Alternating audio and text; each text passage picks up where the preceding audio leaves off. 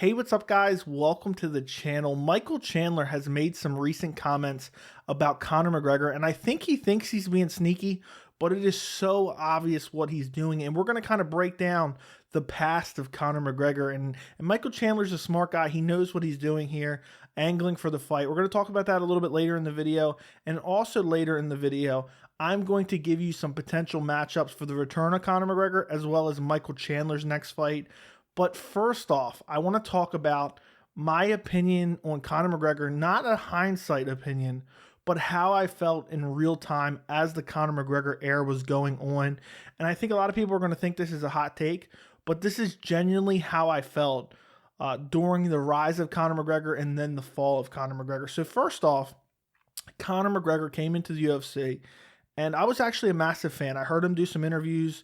Very good talker. He was saying, I stay ready so I don't have to get ready. I'll fight anyone. It was just, how could you not like the guy? We all know, and there were some complaints at the time, that Conor McGregor was kind of being protected. And I know people point, oh, he fought Dustin Poirier back in the day, and he fought Max Holloway back in the day. I mean, come on, they were nowhere near the opponents that they are now. And also, you could say the same thing. Oh, look at Diego Brandao, look at Marcus Brimage. Conor McGregor, the reality of the situation is he revolutionized the sport. We're going to talk about that a little bit more in a minute. And I think a lot of people give him so much credit for bringing eyeballs to the sport, like Michael Chandler's doing recently. But if you really look at his career in its totality, he's done some great things, but it's honestly, it's not as great as everyone makes it out to be. And I know people are going to say, oh, you're just a Conor hater, but this is just genuinely, I'm going to lay it out for you and let you know what I was thinking at the time and how I feel now. First off, Conor McGregor got a featherweight title shot off of beating Dennis Siver. Need I say more? What a joke that is. People thought it was a joke at the time. We all knew he was going to bulldoze Dennis Siver. Dennis Siver was never the elite of the elite at any point in the featherweight division. He gets a title shot. Jose Aldo pulls out a couple weeks before the fight. He had a rib injury. Chad Mendes comes in off the couch. Now, Chad Mendes is an elite world-class featherweight fighter, but he came in off the couch. He was filming some show. He was hunting, whatever. He was not training. He comes in, and had he had a full gas tank, he would have beat Conor McGregor for the interim featherweight title. He was able to take Conor down in the first round, beat him up. Now, don't get me wrong. Conor faced the adversity. He beat up the body of Chad Mendes. Chad Mendes basically got KO'd via exhaustion and a massive left hand as well. But it was the exhaustion that was a massive factor. So you go on with Chad. After Chad Mendes, he finally fights Jose Aldo at UFC 194. And I don't want to call this win a fluke, but I'll say it's kind of fluky. Now, granted, it was a perfectly placed left hand. And either way, spectacular win from Conor. Can't really take it away from him. 12 seconds, KOs Jose Aldo. After Jose Aldo, he goes on and schedules a fight with Rafael dos Anjos. Rafael dos Anjos pulls out a couple weeks before the fight, and Nate Diaz steps in. Nate Diaz strangles him in the second round, makes him tap out via rear naked choke. Then they have an immediate rematch, and Conor McGregor gets the majority decision. Now, I've rewatched this fight multiple times, and I'm confident that Nate Diaz won this fight. I think this was a terrible decision. And either way, he loses the first fight. Again, I know people are going to say it's on short notice, but Nate Diaz wasn't even training. He was on vacation himself in like Mexico or something, drinking and whatever, comes in on a week's notice and finishes Conor in the second round. Then he fights him.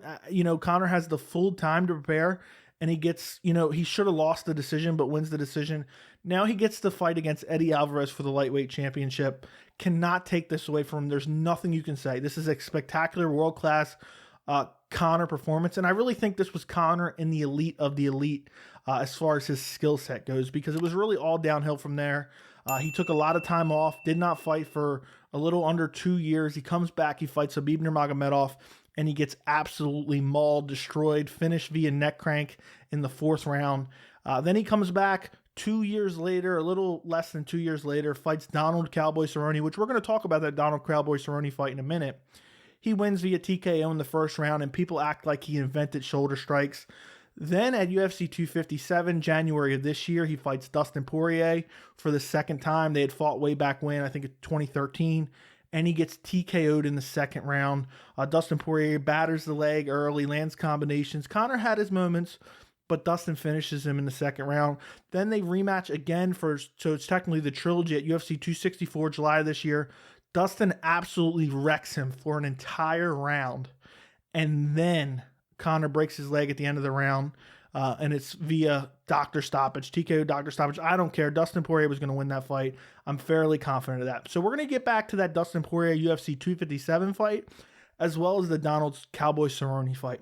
So Michael Chandler has come out recently, and he said, basically, he was on some type of podcast or video, whatever, and said, when talking about Conor McGregor, he's a different level of competitor, and anybody who discredits him because he lost fights is just a casual or a Conor hater, to be honest with you.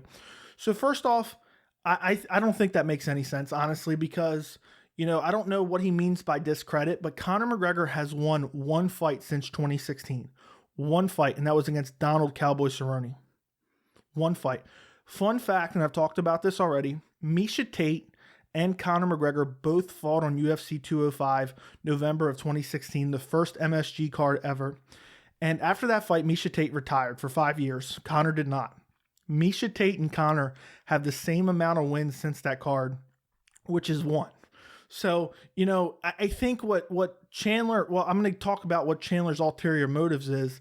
But first off, people aren't discrediting him because of his losses. They're just saying he's washed. He doesn't have it anymore. He has one fight. And also what it is a lot of people, including myself, criticize Conor because the Conor fanboys and also the media tends to elevate him and try to push him onto things he does not deserve just because they generate attention for what they do.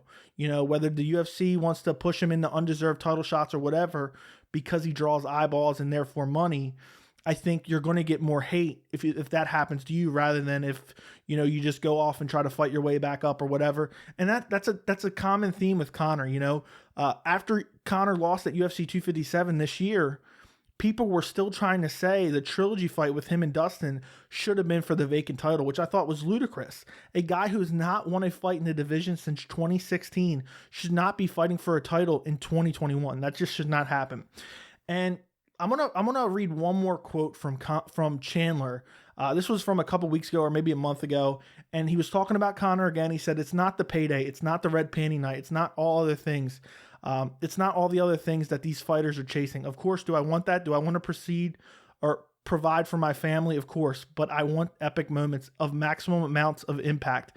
And that's what you get when you fight Conor McGregor." Basically, Chandler is singing nothing but praise for Conor McGregor.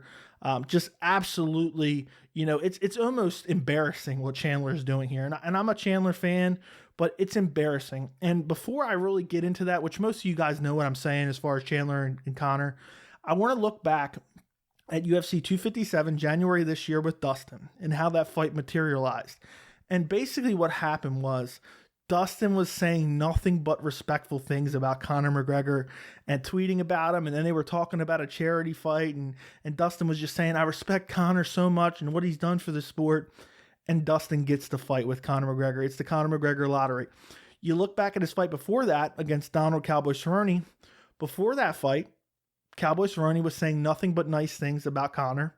And of course, Conor gave him the fight, gave him the big payday. The Conor McGregor lottery yet again. So you have two instances in the last 2 years, really year and a half, where Conor McGregor has looked at the landscape of the division, because when he fought Donald Cowboy Cerrone, he could have easily fought Justin Gaethje, and Justin Gaethje would have moved him closer to a title shot. But he knew, first off, Donald Cerrone's been super nice and respectful and saying nothing but praises for me. And then on top of that, he knew that Cowboy Cerrone was a much more manageable task than Justin Gaethje. And I felt like he thought the same thing about Dustin Poirier. He said, you know what? I beat him way back when. I've gotten exponentially better since that fight. I think I'm going to go out and starch Dustin Poirier. Obviously, that's not what happened. But both of these guys who are not holding belts, because he fought Khabib, who he did not like, but Khabib had the belt. Both these guys who did not have belts did nothing but praise Conor. And they got the fight with Conor because Conor has a massive ego. And it's almost like, if he doesn't like a guy, he doesn't want to reward him with a big fight because, regardless of how you feel about Conor, you fight Conor, obviously you get more eyeballs on you and you can get more popularity. Some people think Nate Diaz would be nowhere near as popular as he is today if he had not fought Conor McGregor. Now, we can debate about that. I'm not sure if I believe that or not, but there's some people that believe that.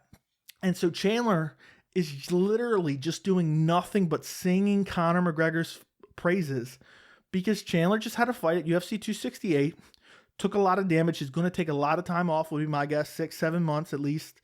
Probably not fight until summer of 2022, if I had to guess, which is probably coincidentally right around the time that Conor McGregor would return. I would think I'm not a doctor, but I'm just guessing. We've seen other guys with leg breaks return after about a year. Conor broke his leg in July. Theoretically, could return July, August of 2022. So that would probably fit in with Michael Chandler's timeline. And I get that Chandler's saying, well, Conor's revolutionized the sport. He has made the sport bigger. But dude, you're not saying that because you really you love the guy and you think he's so great. You're saying that because you're looking at the payday. I don't believe everyone said, oh, I just want to be there for maximum amount of impact in big fights. Yeah, because you're going to get paid for a big fight. That's all you're trying to do. And I think he thinks he's being sneaky.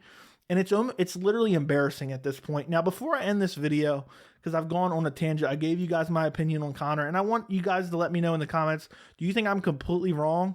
Or do you think there's some validity to what I'm saying? This is just how I felt. And this is not a hindsight opinion. Some of it obviously is. But I felt this way throughout the buildup and the peak of Conor McGregor. I just felt like just because he talked so well that he was getting things and getting things bestowed upon him that weren't necessarily true. People were acting like this was the Michael Jordan of MMA. He's never defended a title.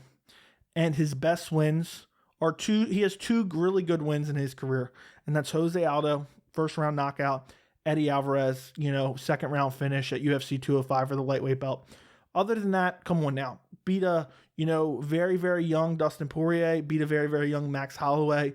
Obviously, we've seen those fights when both guys reached their prime, at least the Dustin Poirier does not go the same way. So before we end this video, I wanted to give you some matchups for Conor McGregor and for Michael Chandler. Now, me personally, for Michael Chandler, I would like to see him fight next. He just come off the loss to Gaethje. I would like to see him fight RDA. RDA is a former champion. He's an elite fighter. I still believe he had a lot of losses, but it was at welterweight against the elite of the elite. So I would still love to see Chandler versus RDA. And for Conor McGregor, I think a lot of people are going to love this matchup. I want to see Conor McGregor versus Tony Ferguson. I think that's a great fight. It's a fight that people have wanted to see for a long, long time.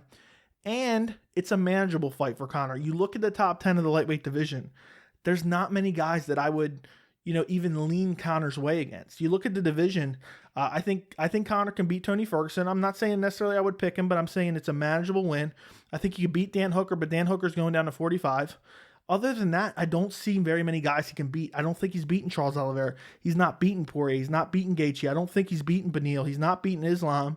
Michael Chandler, I think, isn't the greatest matchup for him. That'd be a fun matchup. I'd love that matchup, honestly. RDA, I think he's probably losing that, but that was a little bit more of a 50-50. And Gregor Gillespie, that's a nightmare matchup for Conor. So I'd really like to see Conor McGregor versus Tony Ferguson. Give me Michael Chandler versus RDA. But again, even though I've kind of went through the whole scenario, I wouldn't mind seeing Conor versus Michael Chandler. But honestly, if Dustin Poirier wins the title at UFC 269, depending on the circumstances, the UFC and the media and the cult-like following for Conor McGregor may push for a Conor McGregor lightweight title shot coming off of 2 losses and not having won a lightweight fight since 2016.